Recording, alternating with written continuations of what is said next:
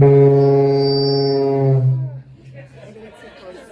do that. Not me. Not me. Okay? No, No, No. it's gonna be all the right. mic is too close.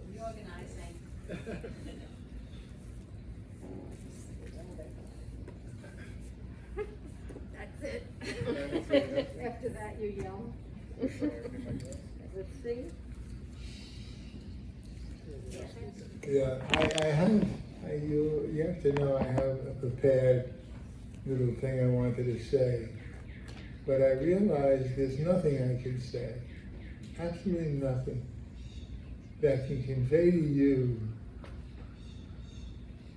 the impact you've had in my life. Yeah, I don't know if you read in that little blurb I have in the booklet, that this was never supposed to happen. I was seeing people in New York and Manhattan on 44th Street between 5th and Madison, right across from the Fifth Avenue Library. And I was robbed at knife point one night by a couple, a man and a woman. I thought that was going to be the end of me. But he took my money and they left. And I was so shaken, I swore I'd never be able to go back to that office again. And so I quickly rented office space at NPAP down on 13th Street and started studying for the New Jersey state license. I had no intention ever of working in New Jersey other than at Montclair State, which I did for 46 years. So I was in there, but I didn't want to spend my whole life there. But of course I do and did. But because of them, they got me to get a Jersey license. And then it wasn't too many steps from actually moving into Jersey and finding Al Shire and Helene Schwartzbach and what was her name, Helene? Jean Chardillo. Beautiful people, beautiful people. And I made a life. I made a life and met you people. You have no idea the impact you make on me, how much better a person you make me. It's just remarkable. It really, really, really is. So, and I want to say at some point I'm going to talk about Jim. And you guys have to know we never talked about what either one of us is going to say today, which only goes to confirm what I'm going to say. So first I want to say that I'm honored to share the stage with a group of dedicated, hardworking people who have graduated from a demanding program, our SIP&J. It's not an easy program, while still working and being an active member of their family. I want to say to you deeply, congratulations. What an enormously important and significant achievement. And I wish you all the very best of luck in the rest of your life. Being honored by you makes me aware of what Lou Gehrig meant when he was being honored in Yankee Stadium, when he said he felt that he was the luckiest man in the world. Gehrig's world was that of sports. Mine is a world of people who are compassionate, empathic, intelligent, and reliable. I am so very deeply moved by the fact that you find me worthy of being honored. You should be the ones being honored. There have been several loving and influential people I want you to know about that have helped me become the person I am and be in the position I am right now. The very first one is my incredibly devoted and compassionate wife, Laura.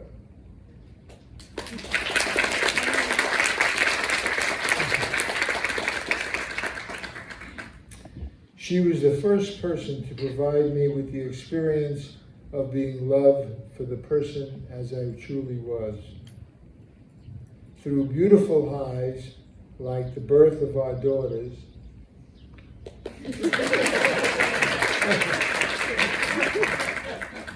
and the loss and crushing lows, like my cancer diagnosis, the loss of my sister, and the loss of Laura's dad, a truly loving man in both of our lives. Significantly wonderful man, Laura's dad. The next three people include my first analyst, who Jim made reference to, who I will now name, Dr. Edwin Levy, 5 Riverside Drive.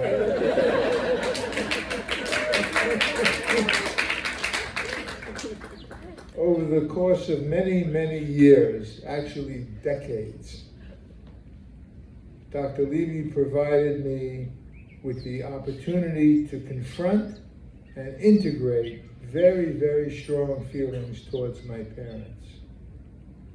He never made me pay for the belittling and the caustic attacks I made on his person. I was a son of a bitch.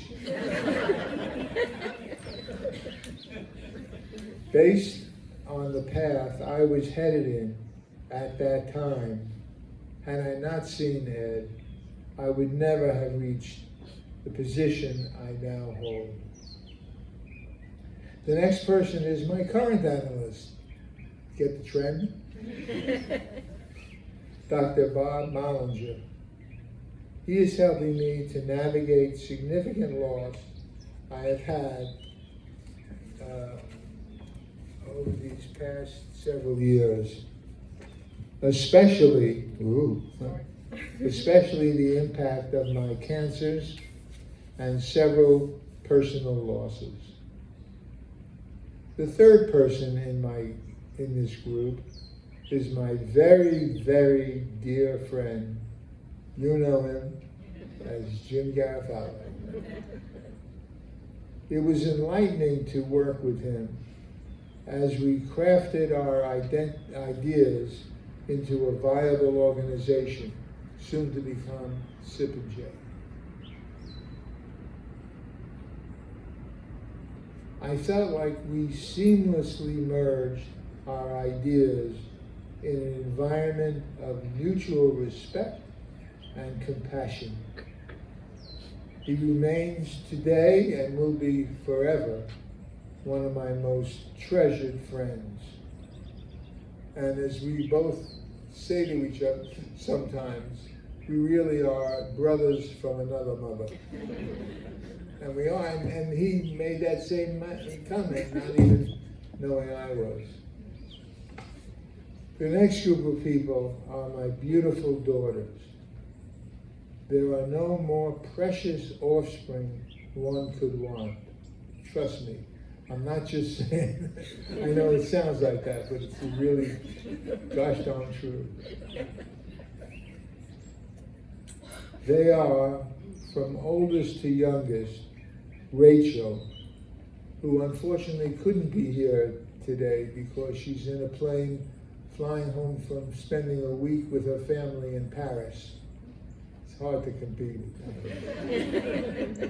that. I should be in a band. What's that? I thought she was playing in a band. All right, good call. Yeah. Danielle, who's among us, Emily, and I just want to say, you should know this about Emily. Just last month, Emily graduated from GZAP with her PsyD.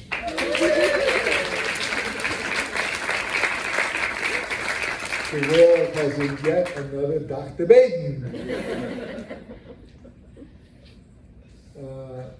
And last but by no means least, Allison.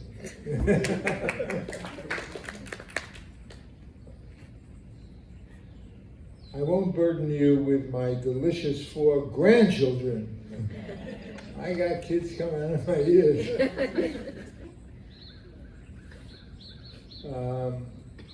The fact is, folks, I really am the luckiest man in the world. And you are the most beautiful and loving colleagues imaginable. I wish you and your families lifetimes of good health and good fortune. Thank you, and as my grandfather used to say, l'chaim.